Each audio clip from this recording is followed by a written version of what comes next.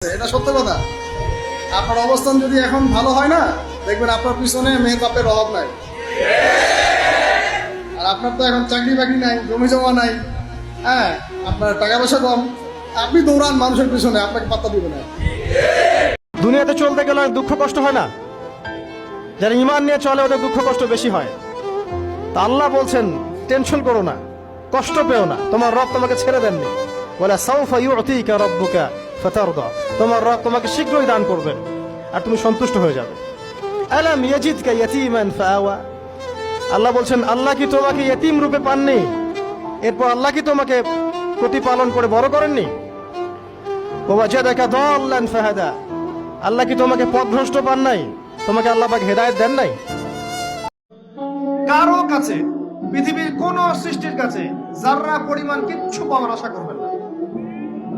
একটু আশা করবেন আপনি কষ্ট পাবেন। কারো কাছে কোনো আশা করতে যায় না, শুধু আল্লাহর কাছে আশা করেন। সমস্ত কাজের প্রতিদান আল্লাহর কাছে চান, পরকালে আপনি সুখে থাকবেন ইনশাআল্লাহ, শেষ হাসি আপনি হাসবেন ইনশাআল্লাহ।